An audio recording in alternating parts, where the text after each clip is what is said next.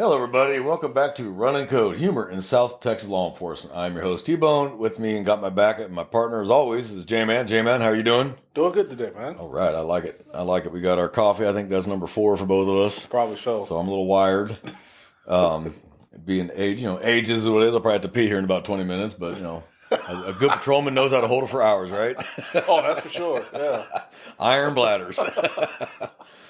So, if you watched the last episode, and we hope you did, we hope you enjoyed it, it was about equipment, officer equipment, and, proper wear, don't be cheap.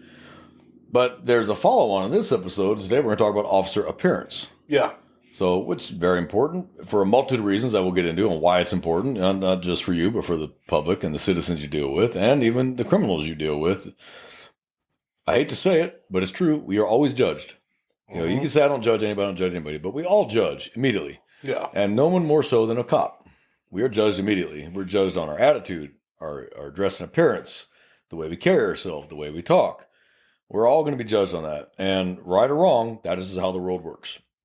So we talked about equipment, and how it should look and how it should be worn and quality this and don't buy cheap and not wear nice boots. But the follow-on to that is, how do you look as an officer? How do you represent your agency? How do you represent yourself? What kind of pride do you take in your job? What kind of pride do you take in your appearance? Do you have a clean shave? Now, obviously, we're not shaved today because we're not working today. But on duty, I have a shave. Yeah. So do I. My teeth are brushed. My hair is shaved, or my face is shaved. My uniform is clean when I wear blues. I don't wear blues anymore. I'm a detective, so I wear a suit. But my suit is dry cleaned. It's clean. My shoes are clean. My tie, it doesn't have, mustard on it. I mean, it's appearance. So that's what we're going to talk about today. And I think it's very important that officers understand that you are judged by how you are representing yourself and your agency and your uniform. And whether you believe it or not, a good, clean appearance can actually knock down your use of force. Yeah. And we're going to explain what that means and why that's so important. Because people are probably like, what do you mean? If you didn't hear it at the academy, and you should have heard it at the academy, whether academy you ever went to, LAPD, New York, Chicago, Dallas, Austin, doesn't matter. All academies run off pretty much a lot of the same principles. Yeah. And I remember both academies I went to talked about it. Appearance is everything. It can knock down you having to fight somebody because they look at you and they figure if your uniform is clean and you have a close shave and your boots are clean and your equipment is clean, you probably will know how to take care of yourself. You have enough pride in yourself that you could probably go hands-on if you have to. Or you can chase them down. They may not run. Right. If you are the obverse of that, the officer that is 60 pounds overweight, uniform is practically purple or gray, and your boots are dirty, and you haven't shaved in a week, and your hair is not even like close to any kind of hairstyle, just like 2 birds are fucking on it. Okay, but tell me I'm wrong. 2 birds. 2 birds. That's right. 2 birds laid a nest, and we're making babies. That's funny. You're more likely to fight with somebody or they're going to run because they look at you and go, there's no way this guy's going to fight. And there's no way this guy's going to run. Yeah. I can get on top of him. He's going to gas out fast. Mm-hmm. He's going to be out of breath quick. And as everyone should know that's been in fights, if you can't breathe, you can't fight. Oh, that's true. Yeah. So officer appearance is so important. And we did health and wellness. And we talked about being in shape and being healthy. Now, I'm the last one to talk about being in shape, but at least I'm not round. So yes, round is a shape, but not the shape you want to be in. Right. I can still hold my own. I can still fight. I can still run if I had to. Yeah, I'm not in that world anymore, but as a detective, I may still have to put my hands on somebody one day. Yeah, I may find my suspect and, oh crap, I don't have time to call for unit. I got to go hands on and get him into custody. And so it behooves me to be in some kind of shape. Now, yeah, I smoke cigarettes and I drink coffee, but I can still run and I can still fight. Now, should I quit doing those things? Yes. It's not good for officer wellness to smoke. And it's, coffee. I'm not stopping coffee. I don't give a shit. Too much coffee. If they ban coffee, I'll be a criminal. Do I need to quit smoking? Absolutely, I need to quit smoking. It should never have started, but that was the 90s when I started, and it was a different time. Everybody smoked. I remember smoking sections in restaurants. Hell, I remember when restaurants didn't even have smoking sections. The whole restaurant was smoking. And then they started making sections. They started putting glass sections in. And then it became, nope, killed it, and you got to go outside. And then bars. I remember when bars shut it down. You couldn't smoke in a bar in California anymore. And then when I went to Europe, you smoked everywhere in Europe. I mean, taxis, church, they didn't care. You smoked everywhere. That was considered, it was not antisocial to smoke. They smoked on the train, the subways, in the restaurants. They didn't give a shit. You'd be at a 5-star restaurant, and there's a guy next to you with a fucking cigarette, and you're like, Okay, I like smoking too, but I don't like it mixing with my steak. So, and then I came back to the States and they were starting to clamp down on it.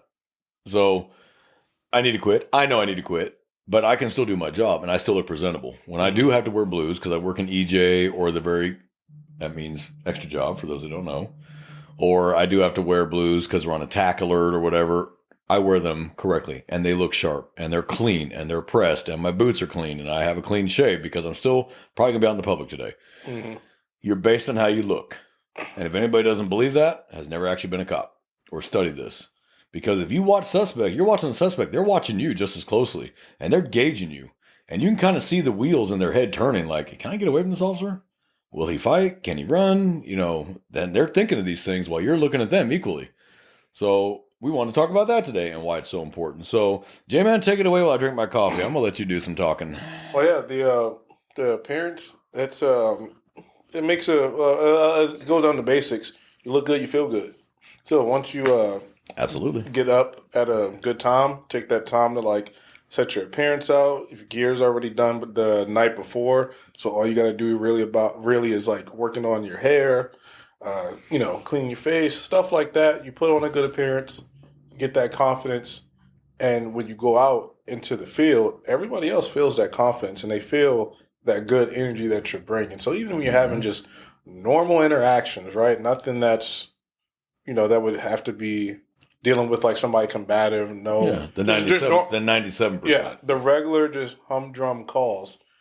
People feel that, and they'll actually respond to it. Mm-hmm. I mean, I've had it to where hey, this is a very pleasant interaction, or officer, you look real nice, look real sharp, stuff like that. That happens. Mm-hmm. Hell, it's even an extension to your patrol unit. Mm-hmm. Even though that thing is shared by three officers, deputies, whomever. If you take the time to car wash it, if you want to, I know some officers that go to the extent of detailing the inside of the car, damn near detail it, mm-hmm. and they give it to the next person like it's been to a professional car washing place and detail. Hell, it just. All of it just exuberates that you care. Yeah. That you care. It shows you take pride. So, yeah, it shows that you take pride, and people will see it because the perception will be, oh, look, I've seen 10 cars today from X agency, but I saw this one, and man, that officer really puts it together. Mm-hmm. There's still some officers, deputies, troopers who care, and that's the quality of care. That's probably a good troop deputy officer in that vehicle. If your car, if it hasn't rained in 2 weeks and that car still is brown, that's a problem. Mm-hmm. So, if you remember on the use of force continuum, what is the first level? It's a officer presence. Officer presence, command presence. Mm-hmm. If you show up and your uniform is blue, not purple, and your gun belt is clean, and your boots are clean, and you have a clean shave or, a nice trimmed beard, you look professional, you are less likely to have to go hands-on with somebody, and they're more likely to listen to what you're telling them. Right. You get that officer, like we talked about, Officer Fat Ass, who is 50, 60, 70 pounds overweight, and his gun belt is barely hanging on for dear life, and he can't even keep his pants up. That's not someone they're going to take super seriously, because they're going to look like, this dude's a burnout, he doesn't care, he doesn't give a shit anymore. And honestly, if you look like you don't care about your own appearance, how the hell are you going to care about anything? And people will sense that too. And they absolutely that you don't care attitude. You can have all the knowledge in the world because you've been doing this job for 30 years. But they're not going to want to hear it because of the way you look. That's just that simple. And it could be prime example I see these on is disturbances. Mm-hmm. Two styles of officers show up. The one that looks good in appearance, cares about themselves, and the one that's kind of iffy, mm-hmm. middle of the pack, so-so. The so-so officer gets a lot of that flack, or they won't get details that's helpful to the case that the other officer will. And it's all psychology. It's all psychosocial responses. It's strange, mm-hmm. but it works. It works. It just pays to put that extra emphasis on yourself right before you start your day. A good command voice too. Mm-hmm. Not yelling. There's a difference between yelling and command voice. Yeah. A command voice is an instant verbal response that I will be obeyed. Mm-hmm. Now, I'm not saying approach every situation with a command voice. Hello, how are you today? Okay, you're going to get a negative response from that. But when you got families yelling at each other and they're screaming and you can't hear them, a good command voice can stop that real fast. And I got my command voice from being a drill sergeant. Yeah. So I don't have to yell. Command voice is not yelling. There's a difference in command voice. Command voice is basically just a stern, sharp, hear me. Yeah. And so if you can't develop command voice, you don't have command presence, you're going to get ran over. Mm-hmm. I've known women that have an amazing command presence, and yeah. I've known male officers that look like shit with no command presence. Command presence is not a gender specific thing at all. I've seen some female officers that are sharp, and they wear the uniform sharp, and their hair is bunned up, and they look business. Mm-hmm. They're not flirty. I'm here to work, and I'm here to do my job. And sadly, female officers, women officers, have a harder time than men do because people automatically judge them because they're a woman. So they got to be twice as sharp as a man does. Yeah. And it's not fair and it's not right, but that is the way of the world we live in. And then I've met officers that have no command presence, no command voice, uniform looks like crap, and no one takes them seriously, and they got more use of force or chases than anyone else because the suspect's like, I can get away from this dude, or I'm going to take his weapon from him. Mm-hmm. He clearly doesn't look like he's ready to fight anything other than a box of donuts. Confidence and competence. Confidence and competence. And you are right. The two C's, competence and confidence. Mm-hmm. Know your job and be confident in your job. Yep. You know the answer, be confident with it. Don't look unsure. Penal Code 2503. You're in violation of it. It is what it is. Turn around, put your hands behind your back. You told them what it is, and that's it. You're not arguing. That tone of voice says, we're not arguing about it. Yep. I told you what it is, turn around. If you're like, well, sir, you're under arrest, turn around. Yeah. He's going to be like, really? I'm going to think about this around. I might get away from this dude. Yeah, he'll get away now. We'll get him later, obviously, but the goal is to get him in custody now. So confidence and competence. Now, not arrogance, confidence. Yeah. And there's the difference between the two. You don't want to be cocky with citizens. You cocky fellow officers, and they'll cut you down a peg. Yeah. Senior ones will cut you down a peg real fast. Oh, yeah. But citizens, don't be cocky with citizens. And that's why we treat people so roughly in FTO the way we do. If you can't be humble with fellow officers and trainers, how are you going to be humble with a citizen? Mm-hmm. You don't drop a 10-pound badge on their feet every chance you get just to show that you're the man. My dick's bigger than yours and my badge matters and nothing you say counts. That's not it at all. Don't discount people just because they're not cops and don't believe what they say. Mm-hmm.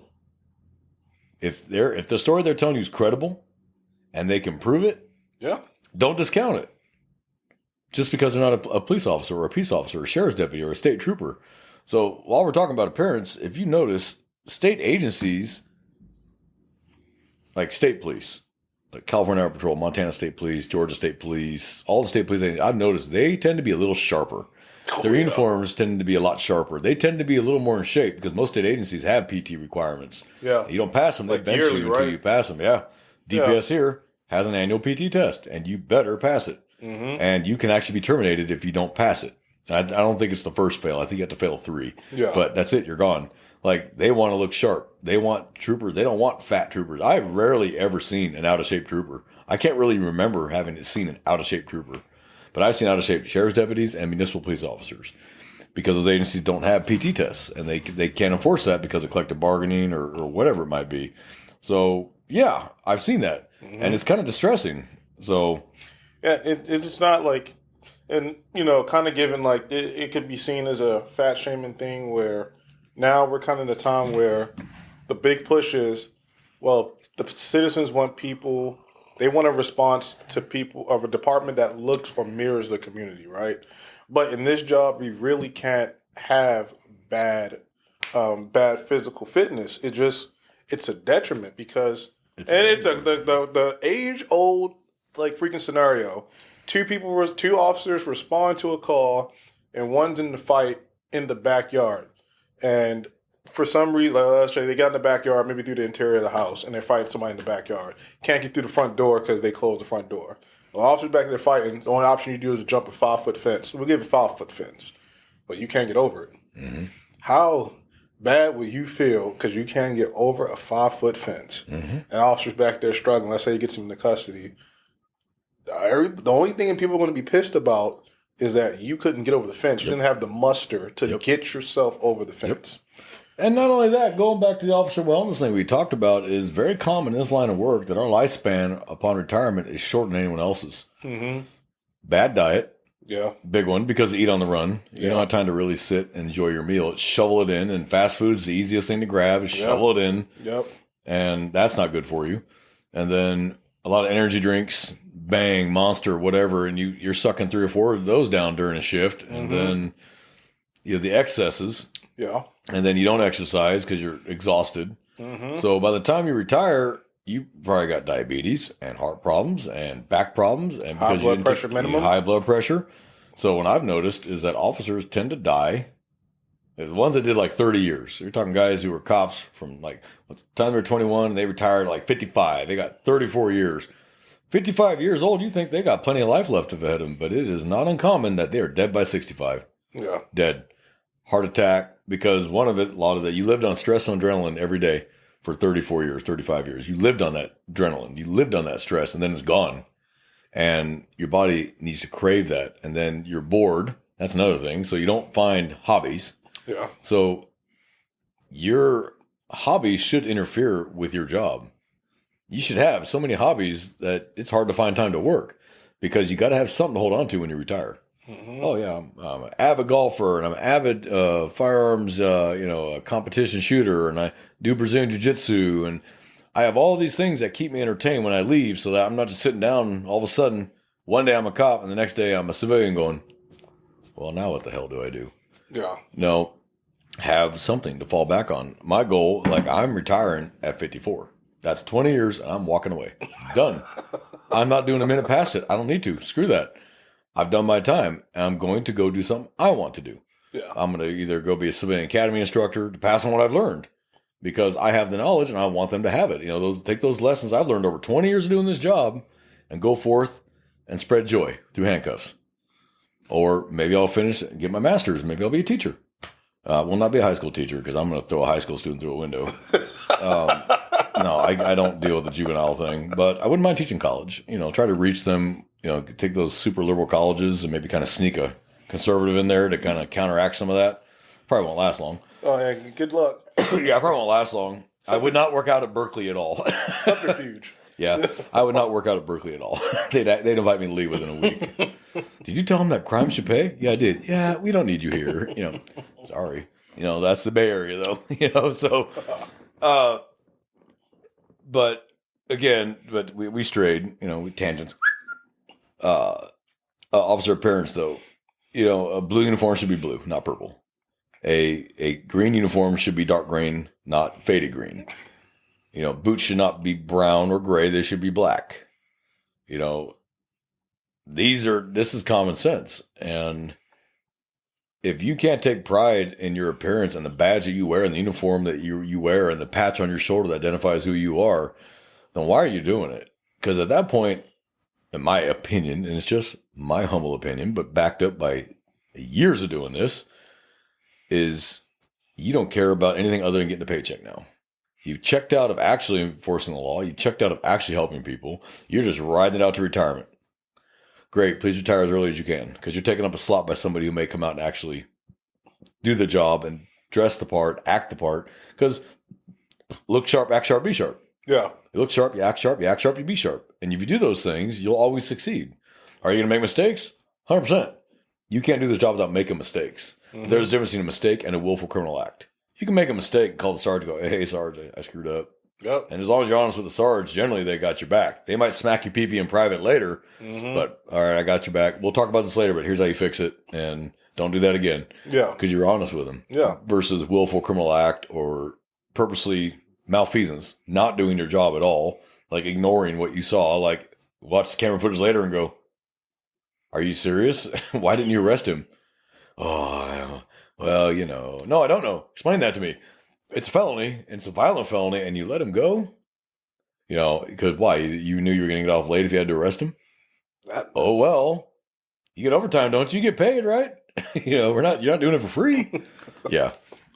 That's annoying to say the least. Oh, yeah, yeah. So I dry cleaners should be your friend. Although you can buy wash and wear uniforms. Like the uniforms I have now, they're a wash and wear. I don't have to dry clean them. They are a wash and wear. Yeah. Pro tip for those that do not know this. I found this out a couple years ago from the guy I buy my uniforms from. Do not use static sheets with blues. That's what turns them purple. What sheets? Oh, you're talking about the static sheets. Okay. The bounce or whatever static sheets. Oh, like the fabric softeners. Fabric softeners. Yeah. Thank you. That is what turns blue uniforms purple.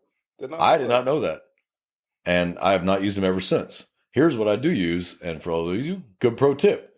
White vinegar in your washing machine, you do not have to use fabric softener in the dryer. Okay. So, and just a pro tip, it's going to be a tangent, but a pro tip, and I learned this from my mother, and holy shit, was she right. Thanks, Mom. I know you're listening. Love you. Thank you for not smothering me in my sleep. When you wash your clothes, sometimes you notice the towels still smell. Mm-hmm. And you're like, I know I washed them. Try vinegar. Put vinegar where the bleach goes. Put white cider vinegar. White cider, not any other. White cider vinegar. Let me be real clear. White cider vinegar where the bleach goes. I guarantee you, your clothes will not smell anymore. Your towels will not smell, and you will not need fabric softener. And it actually helps clean much better. Okay. And so uniforms won't turn purple. Your clothes will smell better. It also cleans out the water lines in your washer. Believe it or not, it cleans out the water lines in your washer, and it's just white cider vinegar. That's all it is. And it's healthy.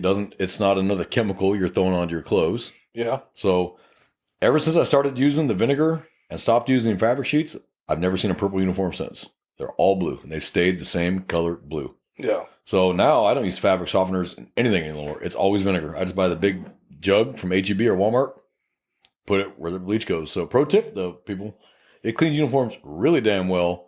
Your whites are whiter, your brights are brighter. It really does help. And I was like, I wish I'd known this for years, because I would do laundry in my towels. I was like, I know I washed them. I just washed them. And I called my mom, and we happened to be shooting the breeze, and she goes, try vinegar. I'm like, vinegar? What the hell do I need vinegar for? I'm not eating pickles. And she goes, no, pour some vinegar in there. And I did, and washed all my towels. The smell was gone immediately. It smelled fresh. It smelled clean. Like, holy shit. And she goes, yeah, vinegar. Wow. I felt like a tool. And another tangent, static sheets, fabric softeners are very bad for your dryer. Horrible for your dryer. You get a lot of fires that start that way because slowly it starts clogging up the vents in the filter. You don't see it, but it is clogging it up. So unless you use a air compressor every single time to blow it out, you're going to clog it, and eventually you could start a fire. So people try the white cider vinegar trick. You will thank me later. I'm telling you right now, I felt like a tool when I found that out, and it has been amazing. Well, and kind of funny, just to like talk about discolored uniforms. Don't set aside money to buy new uniforms, shirt and pants at the same time. Mm-hmm. And I've done this before because they don't match. Because I couldn't afford to either buy the pants or the shirt, but I really wanted the cooler looking uniform. Don't have like a flying cross shirt with 511 tack pants. You're gonna look stupid. like you're gonna look stupid. Yep. I know I look stupid, and I'm just like, oh yeah, because it's two shades of blue, and clearly the functionality of both the shirt and the pants do not match. You got like a supremely like tactical pant and a very like business appearance looking shirt. Like it looks off. It looks awful. It looks odd. It really does. And I've seen that a few times. I'm like, that's actually out of policy, believe it or not. It's actually out of policy. There's a reason it's out of policy. Flying cross shirt and pants. Ebico shirt and pants. Blower shirt and pants. Yeah. Because the shades are a little off. And like I liked Blower. I liked the super shirts because they had the reflective in the pockets. You could push the pockets in and get reflective on your sides. Nice. Right up here, or you flip these pockets up and get reflective. But I found, and I'm not asking for sponsors from Ebico, but if you're listening, I'd appreciate it. Ebico uniforms, I like those the best. And I've worn all the different kinds. Flying Cross, 511, Blower. I like Ebico. They seem to last longer. The blue stays consistent. And they're light. You can breathe through them. So I don't feel like I'm fucking dying wearing them. Now, I can't do anything about my vest. That's just going to be hot no matter what because the Kevlar and plates. Yeah.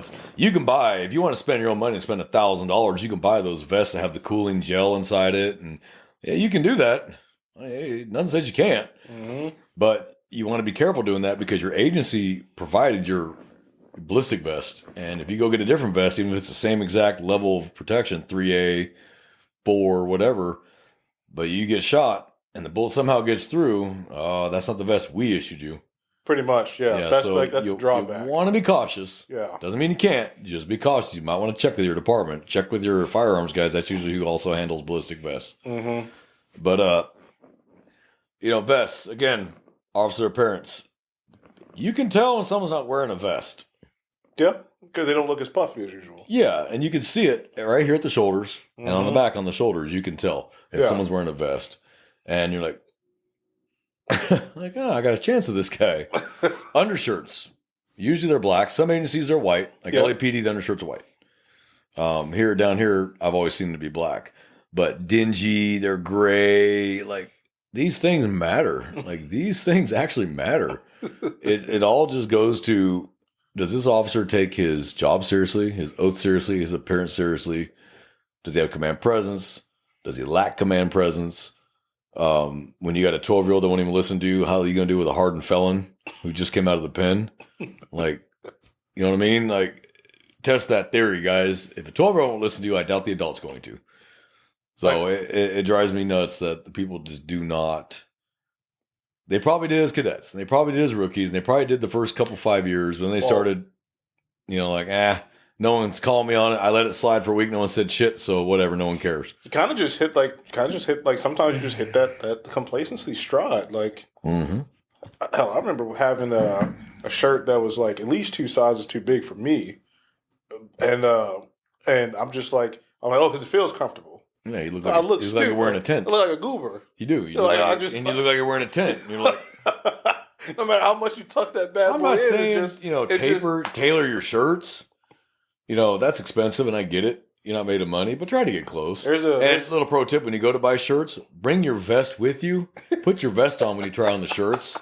Be damn sure it's going to fit over that vest. So you buy a medium, forgetting you wear a vest, and you can put your vest on and your shirt on. You can't put the fucking shirt on. There's some departments that, like, at least here where we work, they like the schmedium look. And you can do they know who I'm talking about. But you can do the schmedium look. Guys, a real schmedium. You can, but you can do the schmedium look, but try it on over your vest. Don't go in there without your vest. That's the point. Yeah. Okay. Well, you got the Cracker Barrel chest. Yeah. Seen that. Yeah. So I wear shirt stays. It keeps my shirt pulled down so it doesn't come untucked. And it looks professional, and it doesn't come untucked in the back, and you have that fold over your cuffs and shit. I wear shirt stays. I buy them on Amazon. They're like $15 for 2 pair of shirt stays. Yeah. It's just a pro tip. That's what I wear. I hate having to just tuck it. I don't like the overhang. Like, it just looks funny. It looks ugly. Looks funny. Ugly. The medium shirts are the tailored to, like, when I flexed it. I don't like that either because I want to have movement. I feel like I want to have movement. I want to have flexibility. Yeah. I'm not trying to show off muscles. Like, there's some guys that tailor their pants that you can actually see their ass. Like, just like the definition of it when they walk. You can read the date of the quarter in their pocket. Like, all right, dude, stop. Like, all right, man. Yeah, great. Okay. Like, but hey, sharp. It's going to be sharp. Maybe some suspect's going to see that. I'm like, oh, nah, dude's too buff. Let me just go ahead and cuff up. Yeah. I can think of a few officers who probably just like they take a look at him like, nah, man, just come on. Yep, I don't want any part of this. I don't want no part of that. Like, nope, he'll fight. Man has 75 cents in his pocket. Yep. That's a 1975 quarter. That's a 1982 dime. No, I'm good. Yeah, you got to be comfortable because you're going to wear it all day long. So you can look comfortable. Or you can be comfortable and still have a good appearance. Yeah. You don't got to tighten the, where you got to suck in the whole day. And if you do, if you don't, you start popping buttons. Yeah, you don't need to do all that. And another trick is don't keep your vest so tight. Like, I learned that the hard way was I used to really just tighten those, suck it against my skin. Well, I got a heat rash. Yeah. It's summer. And the vest had no airflow, no way to get air underneath it. And I got this horrid heat rash covering my entire back. It'd be gnarly. And my side. It was the weirdest shit. Mm-hmm. And I had to go without a vest for like 3 weeks for my heat rash to fucking heal. And let me tell you, I was nervous as shit for 3 fucking weeks not wearing a vest. I'm like, oh my God. But I couldn't keep wearing it because I needed it to heal. Yeah. And I talked to an older guy. And I was like, man, what the fuck is this shit? And he goes, how tight do you keep your vest? I'm like, man, that's solid. He goes, don't do that. It should be comfortable. Just Velcro strap it, leave a little bit of wiggle space. Yeah. Let the air get through. I was like, oh. Mm-hmm. So that's how I learned. That's how I learned. Yeah. So boots should not be so incredibly tight that your feet cannot breathe. I know, that's the worst. Or like you feel it like right up here on the front. Yeah. Because the laces are too tight. Yeah. Your feet need to breathe. And that's military. That's a military thing. They should be snug, but not overly tight. Mm-hmm. Unless you're jumping out of airplanes doing halo jumps, where you might want to really tighten them down because the slipstream can tear a boot off if you don't have it tight enough. It can. And you're doing parachute landing without a fucking boot. That's probably going to sting a little bit. But you don't just snug, but not overly tight. So Yeah. these are all officer appearance things, and you are judged head to toe. People may not judge so much anymore based on skin color, may not judge so more based on sexual orientation or religion, but they are going to judge you on appearance. Always, always, always. Yep. Always. That's why gangbangers, when you arrest them, whether they're black, white, Hispanic, Asian, doesn't matter. When you arrest them, they look like shit, baggy clothes, tattoos hanging out, hair looks like shit, beard looks like shit. Get them to court 8 months later, haircut, nice shave, suit. They look nothing like they did when you arrest them. Why? Because the jury has nothing better than to stare at him for 8 hours. Yeah. And so look at him going, he don't look so bad. I mean, they're ignoring the big screen with the Axon or watch guard or whatever footage you have. They're looking at him going, well, okay, maybe he really did change because now look, he's in a suit. No, his lawyer paid for the fucking suit. But the jurors also look at you as officers. You're on the stand too. Yeah. They're looking at you like, oh, look at this fat ass. They have nothing better to do. Juries are swayed by appearances. That's why lawyers know this and they have their clients dressed the way they do because they know that civilians are like, well, he's in a nice suit and he looks like shit. Okay, we're going to believe him, even though he's covered in gang tattoos all upside of one's face down the other. Fuck you on the side of his neck, But juries are swayed by appearance. So you as the officer come in to testify and you made the arrest on this guy and you look like a bag of fucking donuts. Mm-hmm. You lose credibility right there. Like the defense lawyer is praying you come in looking like shit. Because, ladies and gentlemen, the jury, he's not a bad officer and they'll do this shit. Defense attorneys don't run officers down. What they'll say is this: he's a good officer and he tries really hard. It's just look at his uniform. He clearly doesn't care about his uniform. It's like, and you can't defend yourself. You can't go, hold on, counsel, I object. He tries so hard. Look at his uniform. Yeah. So they play word games like that where they didn't bash you, they didn't knock you, they didn't call you names, they didn't run you down. But they just made sure the jury could see the mustard stain in your shirt and your uniform's purple instead of blue. And, your boots are cracked and faded. Like, they're not knocking you, but they're not praising you either. So that can also mean the difference between the jury believing you or believing him, who's wearing where his lawyer bought him a $4,000 suit, a nice silk shirt, nice tie, and the shoes are done right, and he's got a nice haircut. Because before he was bald, all his gang tats on his head. Now he's got a haircut, so you can't see them. Yeah. They might put tattoo on it. They might put makeup on his tattoos. Lawyers aren't stupid, and they know juries are very swayed by appearance. Yeah. Always. Yeah. And it's kind of like your sheriff or your chief he may not say anything to you, and he sees you looking like shit. He may not say anything to you, but he will remember it. Yeah. And then when that special assignment comes up that you want, and then he goes to that sheriff or that chief for the final approval, and he's like, ooh, no, I've seen his uniform. No, I don't want him. Like, you want to go to community policing, but your uniform looks like shit? No, You're going to be doing HOA meetings. You can be out with the public all the time. No, hell no, and no. Mm-hmm. So don't think it ain't noticed, or the captain noticed it, or the lieutenant noticed it, or the sergeant notices it. They notice these things, and they watch. Yeah. They might not say anything because they have to say something to every single officer. Oh, citizen may even complain. Like, citizen might actually complain to internal affairs. This officer showed up to my house. The boots were muddy and dirty, and he dirtied up my carpet. Something so very minor that you wouldn't even think about. Yep. But there you go. Yep, there you go. Or how about I'm a taxpayer, and that Tahoe was filthy. Yeah. And it hasn't rained in 2 weeks. Yeah. That's a legitimate gripe from a taxpayer because they are paying for that vehicle, and that's an $80,000 police car that they're paying for. And when it's supposed to be white, it's brown. You can't read the plate. Can barely see the headlights on it. The tires are brown. Like that looks bad. You're a taxpayer, and you just pay for this car, and we can't even take care of it. Yeah. But then they're going to do a proposition to get a pay raise. The agency will be like, no, they're not even taking care of what they have. People do think that way. Yep. The military thinks that way. Why would I give your unit more money when you can't even take care of the equipment that you have? Mm-hmm. And then there you are as the commander going, okay, well, that was the old commander. I just got here. And they're like, I don't care. It's discipline comes from NCOs, not officers. And they don't care. And they're still here. So why would you ask for a budget increase? Can't take care of the equipment you already do have. Right. Well, it's the same thing in law enforcement. If you can't take care of what you do have, it's harder to get money out of commissioner's court or city council because you can't take care of what you have. Yeah. So, yeah, your weapon should be clean. Your Tahoe or Explorer or Charger, whatever you got, should be clean. I'm not saying you have to detail the damn thing, but wash it, run it through a car wash and wipe it down. Maybe spray a little quick tire shine over it. Just something like look professional. Yeah. And people respond to that. Your car looks clean. You get out looking sharp. You're going to cut a lot of problems before they even start. And then you have a good command presence, not arrogance, but confidence. Yeah. And you walk up, all right, what's going on? Everybody all right? That tends to lower the temperature real fast. Even hardcore felons do respond to that. Because I've seen prison guards.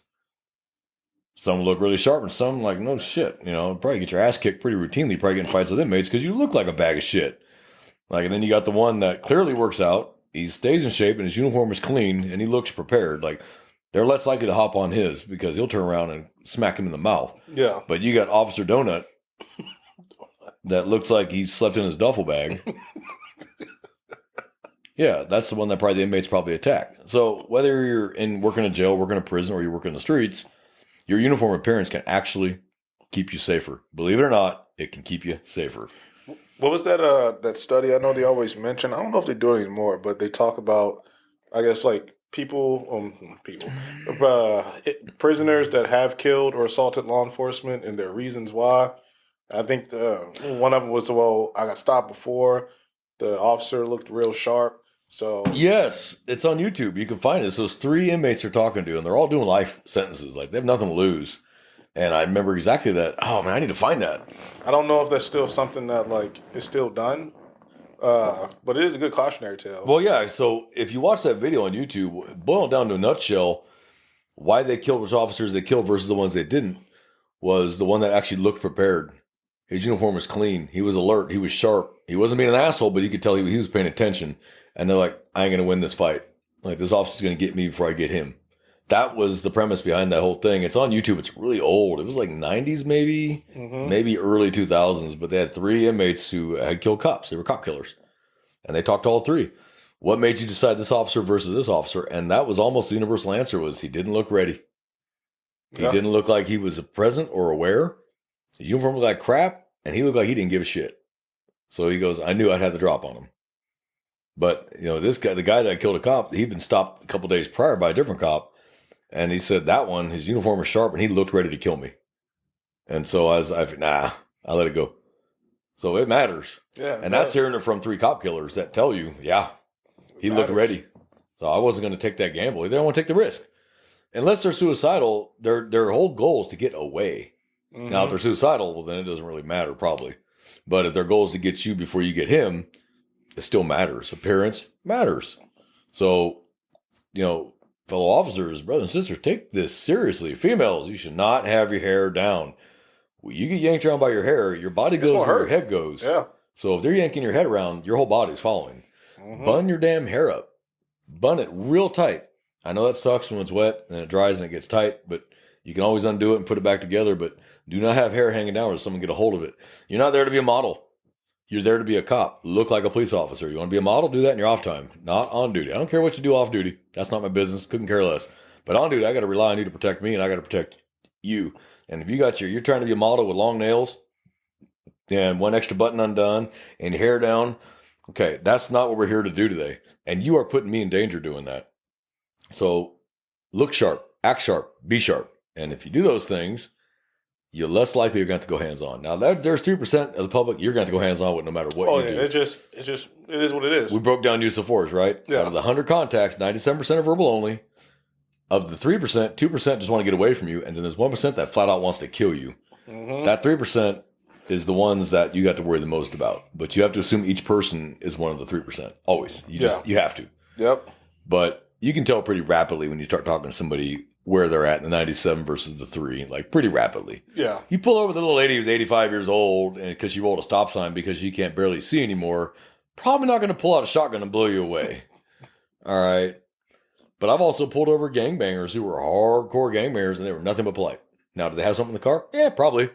And they figured being polite was better than being rude. Like they're smarter about it than the average person. Yeah. But polite with me, I'll polite with you. I don't see anything playing view. All right, man, cool. You got your license? All right, man, look, here's the ticket. Look, man, slow down, okay?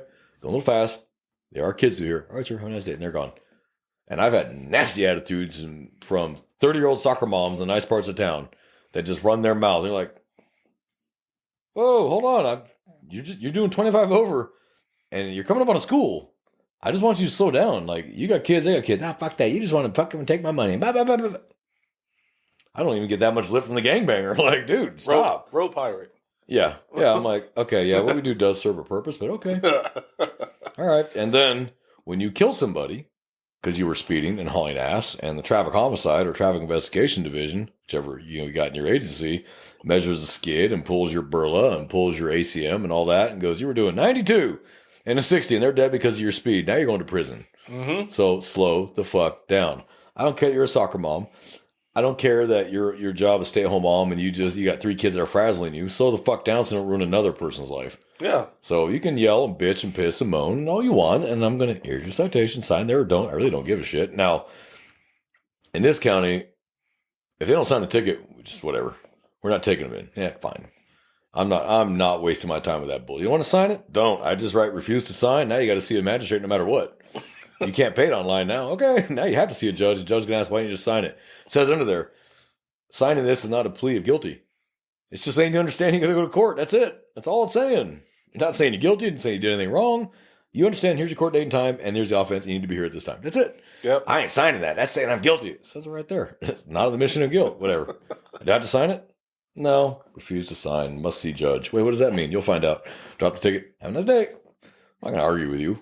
I'm not going to sit here and argue with you about that. Can I arrest you for it? Yeah. It's a Class C. I am not bringing a Class C, fucking into the goddamn jail. Look at my big catch. In this county, where would you take them? I mean, you could take them to the jail. They're going to look at you like, we're busy today. Yeah. And you're bringing this crap in here? Oh, man. It better have been 50 Class C violations. Failed single turn. Yeah. Sorry about that. No. So as you should remember under the traffic code, there's three Class C offenses you can't arrest for. Yeah.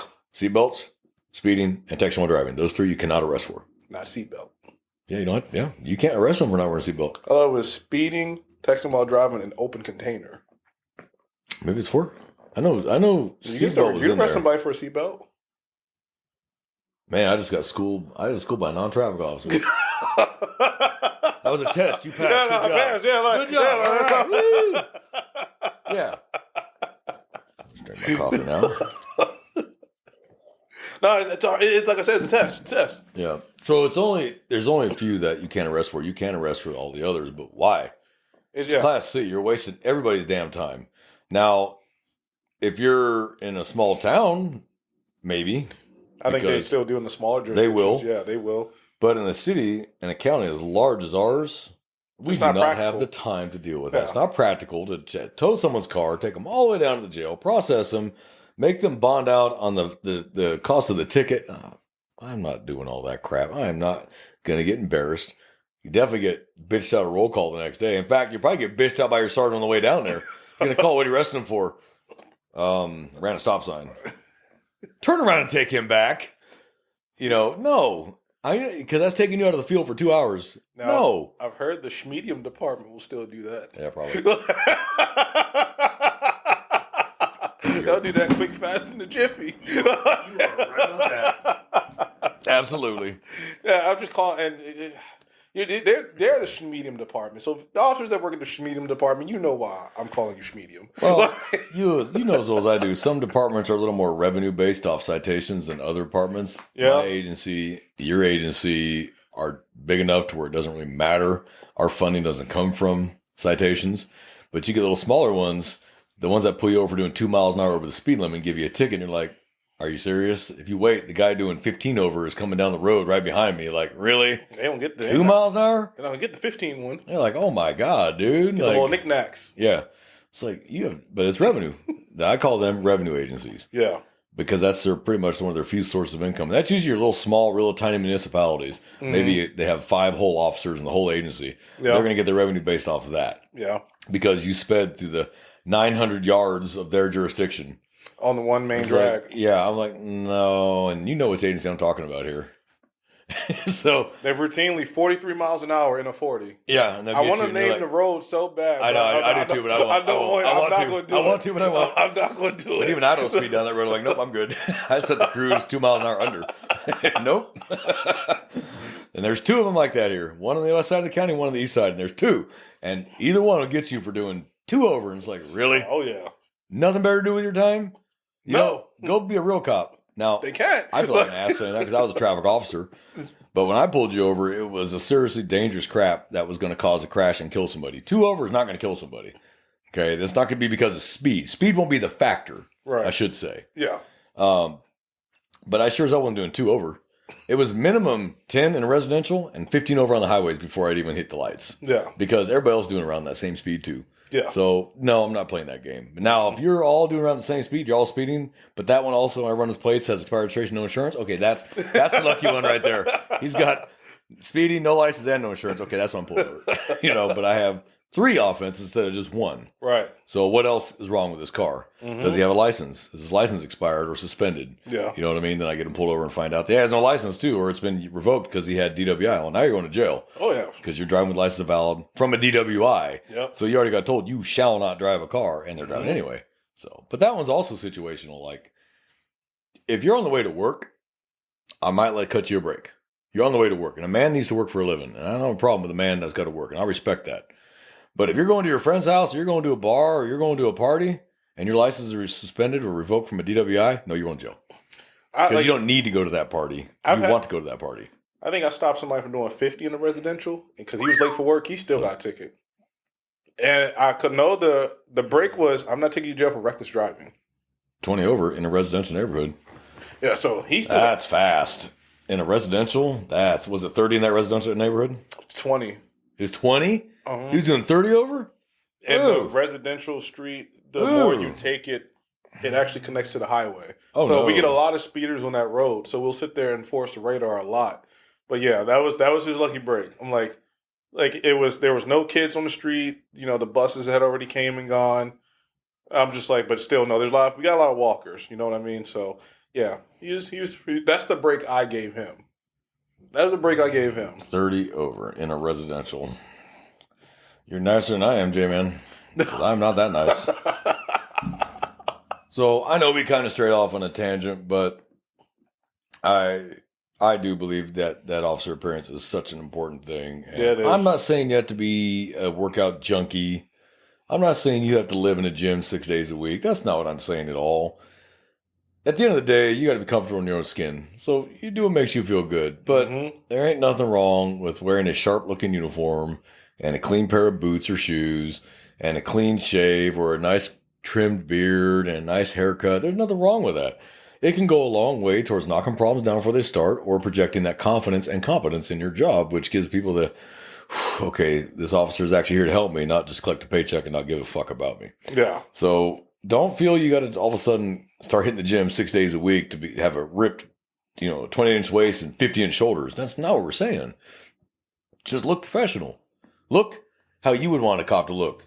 That you're a taxpayer and the city just asked for another pay raise for their law enforcement agency, and you're a taxpayer going, hell no, fuck them. Yeah. Every officer in the agency looks like a bag of shit. Their cars look like crap, Yeah. No, you want them to go, hey, they do really hard with what they have, and they still maintain it, they still keep it clean. Yeah, let's give them let's vote for that prop to give them a pay raise or an equipment boost or whatever it is. Yeah. So you represent your agency. That badge in your chest is who hires you. Those patches tell people who you work for. Mm-hmm. You represent your agency, and people will judge the whole agency based on you. I know. 100%. They'll judge the entire agency. Wrong or right. Wrong or right. That's how judgment works. That's how judgment works. Just like the whole all cops are crooked. Why? Because the 0.00001% got put on the news? Mm-hmm. No, we're not all crooked. Sorry to burst your bubble. In fact, it's a very rare exception that they are. But that's not what you hear. Yeah. So automatically you paint us all with the same brush. Well, it's the same thing. If you look like shit, I'm like, well, the whole agency must look like shit, because if nobody's correcting that, well, then they don't care. And they wouldn't be wrong. If you don't have supervisors willing to correct that, then pull someone in and go, you're going to fix that shit. Mm-hmm. You get a paycheck and you get a uniform allowance. Fix that crap. Then clearly they don't care. Mm-hmm. So it's true. You should care on your own. It should not take a supervisor. But if there's any supervisors listening here, maybe you should take this to heart and talk to those people before it causes a problem. Yeah. Or you could just get the complaints from the citizens going, he had food all over his shirt and his hair was a mess. And, I don't like the way that looks. And this is my agency and I pay for it. And I'm like, well, okay, that's a valid complaint. So that's a valid complaint. And what are you going to say to them? Don't worry about it. He can still shoot straight. I can't wait to be a sergeant. Citizens are not going to like. When it's dumb complaints, citizens aren't going to like me. When it's a valid complaint, I'm absolutely going to take care of it. When it's the Karen, the officer told me because I called him 5 times today because my neighbor's trash can was an inch over my property. Yeah, please stop calling. That's not a crime. Go down there and move it yourself. Have a nice day. Click. Yes, people aren't going to like me very much. I will protect my guys when they've done nothing wrong. If they've done something wrong, I'm call them in and go, tell me the entire story and don't lie to me. Mm-hmm. And then take it from there. If it's just a simple mistake that I can solve, I had a great sergeant because I ran my mouth a lot. On traffic stops, I used to run my mouth. You want to start stupid? I'm going to meet you with stupid, and I'm going to win every time. I'm going to hurt your feelings far more than you're going to hurt mine. And he took a lot of heat from me, but I did my job, and I knew my job. So he took a lot of heat, and nothing ever got forwarded to internal affairs from him. He would call me and go, hey, what happened? Well, you saw the footage, right? Yeah. Yeah, I'll smooth this over. Don't do that again. But my work productivity and my competency is why he never went higher than him. He could tell the citizen, well, yeah, he called you a motherfucker, but you motherfucked him like 20 times. So we finally fired back. Mm-hmm. So maybe don't do that because you left that part out when you called me and when you called the complaint and said he called you a motherfucker. You let out the 20 motherfuckers you called him. Yeah. So no, he doesn't have to sit there and take that either. And they're like, oh, no, yes, you have to. No, we actually don't.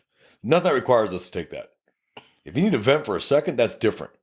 What I learned early, and you learned early, and every cop should have learned early, is sometimes you let them vent for a minute. Yeah, get off and they vent for a minute.